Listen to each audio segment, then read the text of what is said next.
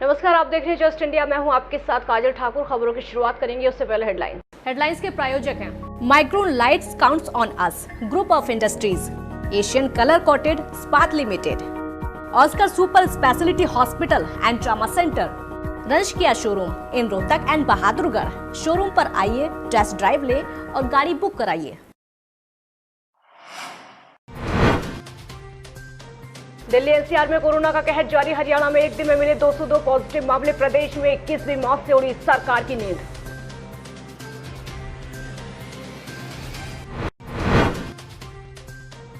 देश में लॉकडाउन 5.0 का ऐलान। गृह मंत्रालय ने भारी छूट के साथ जारी की नई गाइडलाइंस। अब एक राज्य से दूसरे राज्य में जाने के लिए नहीं होगी पास की जरूरत।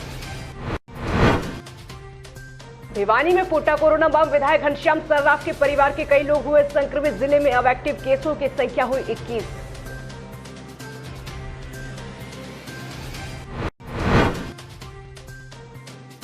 और नारनौल में मिला कोरोना का पहला मामला। दिल्ली पुलिस में कार्यरत है संक्रमित युवक। स्वास्थ्य विभाग ने युवक को किया आइसोलेट।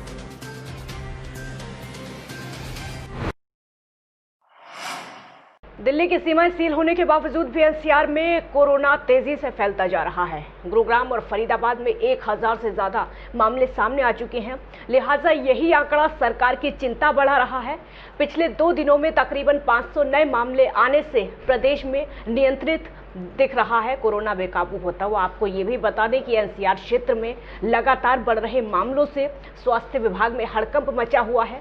और वहीं सोनीपत में दूसरी मौत से राज्य में मृतकों की संख्या 21 हो गई है। पिछले 24 घंटे में प्रदेश में 9 जिलों में 202 नए मामले सामने आए हैं। इनमें अकेले 190 मामले गुरुग्राम और फरीदाबाद में हैं। हालांकि राहत की बात यह है कि पंचकुला और यमुनानगर कोरोना को हराने में एक तो जींद 2 कदम की दूरी पर है, यानी इन शहरों में 1 और 2 ही एक्टिव केस हैं। वहीं शनिवार को 31 मरीज ठीक होकर अपने घर लौट चुके हैं। इनमें फरीदाबाद में 15, जींद में 6, सोनीपत में 4, झज्जर में 2 और पानीपत कैथल में 1 मरीज ठीक हुआ है। नए मामलों में सबसे ज्यादा गुरुग्राम में 157, फरीदाबाद में 32, अंबाला और फतेहाबाद में 3, नूह इसी के साथ ही करनाल में 2, पानीपत रोहतक के साथ साथ कैथल में 1 संक्रमित मिला है। कोरोना वायरस से निपटने के लिए देश में एक बार फिर से लॉकडाउन लागू कर दिया गया है। लॉकडाउन 5 की गाइडलाइंस सरकार ने जारी कर दी है। कंटेनमेंट जोन के बाहर सरकार की ओर से चरणबद्ध तरीके से छूट दी गई है। कंटेनमेंट जोन के बाहर पूरी तरह छूट रहेगी। और आपको ये भी बता दें कि ये गाइडलाइंस 1 जून से 30 जून तक के लिए जारी रहेंगी। नए दिशा निर्देशों के मुताबिक रात का कर्फ्यू जारी रहेगा। जो ज़रूरी चीज़ें हैं उनके लिए कोई कर्फ्यू नहीं रहेगा। रात को 9 बजे से सुबह 5 बजे तक अब नाइट कर्फ्यू रहेगा। अभी तक ये शाम को 7 बजे से सुबह 7 बजे तक था। स्कूल, कॉलेज और शैक्षणिक संस्थान खोले जाने पर फैसला सरकार बाद में लेगी। और आपको ये बता दें, क्योंकि ये फैसला जो है राज्य सरकारों पर छोड़ दिया गया है, मंदिर, मस्जिद, गुरुद्वारा, चर्च खोल दिए जाएंगे। कई राज्य चाह रहे थे कि मॉल भी खोले जाएं, तो उन्हें चरणबद्ध तरीके से खोला जाएगा। स्कूल, कॉलेज जुलाई से खोले जा सकते हैं। 8 जून से रेस्टोरेंट खुल जाएंगे। पहले चरण में मंदिर, होटल, रेस्टोरेंट, शॉपिंग मॉल्स 8 जून 2020 से खोलने की अनुमति दी जाएगी। गृह मंत्रालय के नए दिशा निर्देशों में कहा गया है कि एक से दूसरे राज्य में जाने को लेकर जारी पाबंदी को खत्म कर दिया गया है। और वहीं राज्य में भी एक जिले से दूसरे जिले में जाने की इजाजत दी गई है। हालांकि इस दौरान लोगों को सोशल डिस्टेंसिंग का पालन करना होगा। नए नियम के अनुसार अब कहीं जाने और आने से पहले किसी से अनुमति लेने की जरूरत नहीं होगी। कोरोना के कहर से अब भिवानी भी सुरक्षित नहीं रहा। यहां देर शाम आई रिपोर्ट में घनश्याम सर्राफ के कई परिजनों समेत अन्य लोग पॉजिटिव आने से हड़कंप मच गया है। हालांकि खुद विधायक और उनकी एक बेटी सुरक्षित हैं। जिले में अब कोरोना के कुल एक्टिव केस 21 हो गए हैं। जब से पूरी दुनिया कोरोना के कोहराम से सहमी हुई थी तो भिवानी एक तरह सुरक्षित था। यहाँ कभी कभार ही कोरोना का 1 या फिर 2 केस आते थे और दूसरे केस आते ही तब तक पहले ठीक होकर घर जा चुके थे। लेकिन 29 मई को नगर विधायक घनश्याम सर्राफ के पीए सत्यनारायण के पॉजिटिव आने पर हड़कंप मच गया, क्योंकि पीए विधायक के संपर्क में रहता था और विधायक कई कार्यक्रमों में हिस्सा लेता था। आपको ये भी बता दें कि एहतियात के तौर पर स्वास्थ्य विभाग ने विधायक घनश्याम और उनके परिजनों के साथ साथ घर पर काम करने वाले 21 लोगों के सैंपल लिए हैं। इनमें से 13 लोगों की रिपोर्ट पॉजिटिव मिली है, जिनमें खुद विधायक की रिपोर्ट नेगेटिव है। 15 केस पॉजिटिव आए शाम को। कुछ जैसे कोठी बाग एरिया है विधायक जी का उधर का, तो उस साइड से हमने सैंपलिंग करी थी। कुछ सैंपल की रिपोर्ट आ गई, कुछ की रिपोर्ट बाकी है। विधायक के परिवार से कितने लोग हैं? अब देखो उसमें कुछ विधायक के परिवार के विधायक जी खुद तो नेगेटिव हैं। विधायक जी का भी हमने सैंपलिंग किया था, कल भी हम गए थे, हमारी सारी टीमें। विधायक जी ठीक हैं, वो सेहत भी ठीक है, उनकी तबीयत भी, और अभी उनकी सैंपलिंग की रिपोर्ट भी नेगेटिव आई। हाँ, कुछ परिवार की फैमिली के मेंबर हैं, तो हम अभी देखो नाम तो हम डिस्क्लोज नहीं कर सकते, बाकी वो सरकार को रिपोर्ट हम भेज देंगे।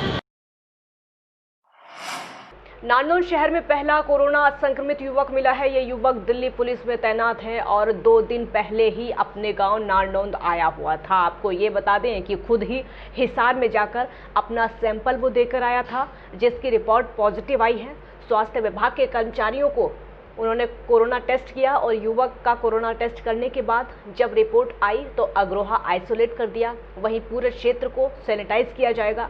नारनौंद का 30 वर्षीय युवक एक दिल्ली पुलिस में सिपाही के पद पर तैनात है और वो पिछले काफ़ी समय से दिल्ली में ही अपनी ड्यूटी दे रहा था। वो अपने पैतृक गांव नारनौंद पहुंचा तो वो अपने घर नहीं बल्कि सीधा अपने खेत में चला गया और घर वालों को बता दिया कि वो पहले अपना टेस्ट करवाएगा, उसके बाद ही घर पर आएगा। उसने खाना भी दूर से लिया।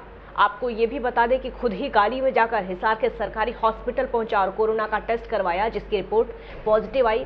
उसके बाद स्वास्थ्य विभाग के अधिकारियों ने पूरी सुरक्षा के साथ युवक को अग्रोहा मेडिकल में भेज दिया और खेतों में जिस क्षेत्र में वो रहा वहां पर स्वास्थ्य विभाग की टीम उस पूरे क्षेत्र को सैनिटाइज करवाएगी। और ये सीधा दिल्ली से चल के हिसार गया था और हिसार जाने के बाद अपना 29 तारीख को इसने सैंपल दिया और सैंपल देने के बाद ये सीधा अपने फार्म हाउस में यहाँ पे खेतों में अपने के गाड़ी में ही 29 तारीख से अब तक ये गाड़ी में ही रह रहा है।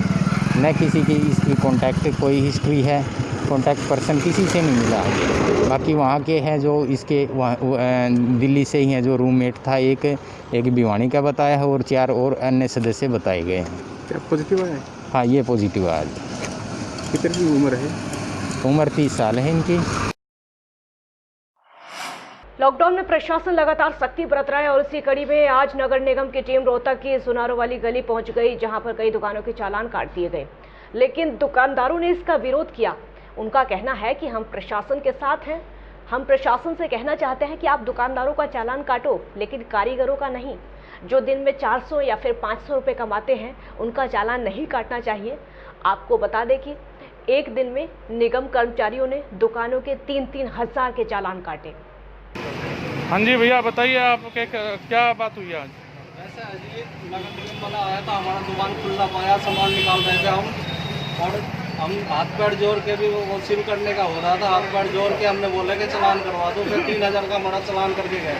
आप कारीगर हो क्या? हाँ जी, कारीगर है, 200-400 कमाने वाला बंदा है। सर कितने रुपए का काटा है चालान? 3000 का भरना है जी। ये रहा पर्ची। 10,000 मांगे थे उन्हें। अच्छा। बोले फिर हमने 3000 में चालान करवाए।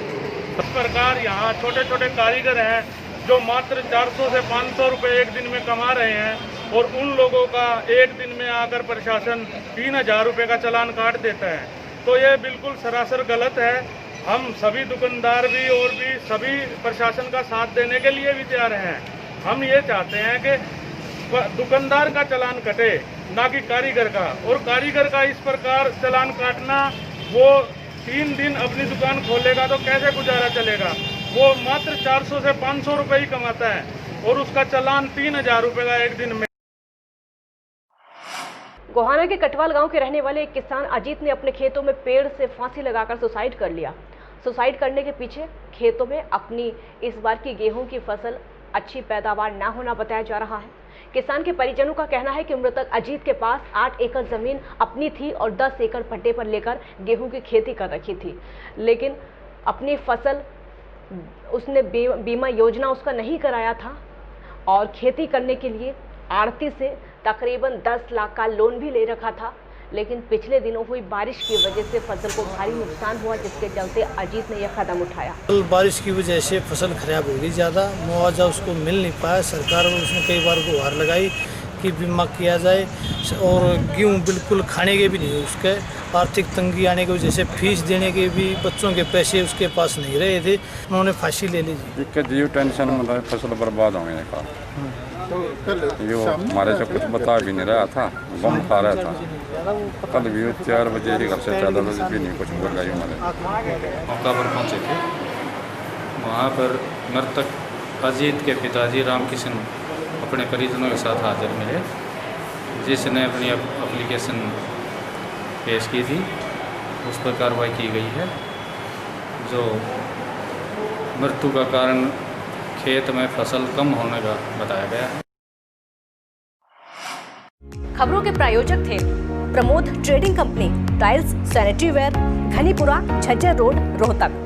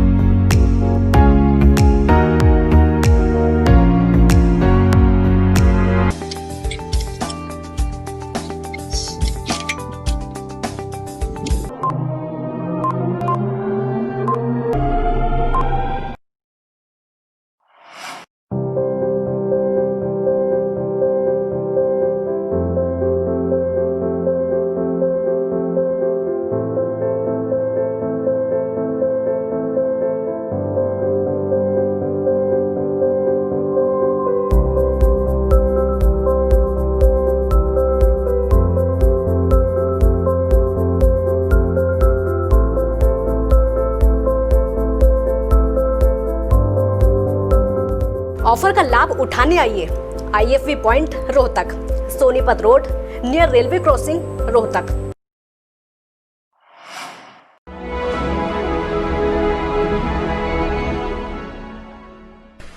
चाचा, आपने नया घर बनवाया है तो घर की छत पर कौन सी शीट लगवाई है? बेटा, मैंने अपने घर की छत पर एशियन शीट लगवाई है, क्योंकि वो कभी न मिटने वाले ओरिजिनल निशान की चादरें हैं। साथ में ISI का चिन्ह, 5 साल की वारंटी के साथ साथ पैसों का सही मूल्य देने वाली वही इकलौती शीट्स हैं। क्योंकि नाम नहीं, पहचान जरूरी है।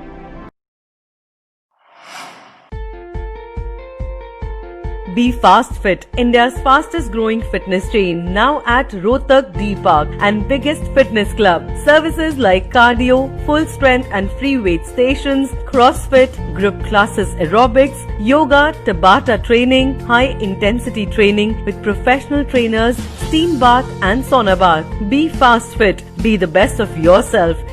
Right to addition reserved. खबरों में फिलहाल इतना ही। देखते रहिए जस्ट इंडिया। नमस्कार।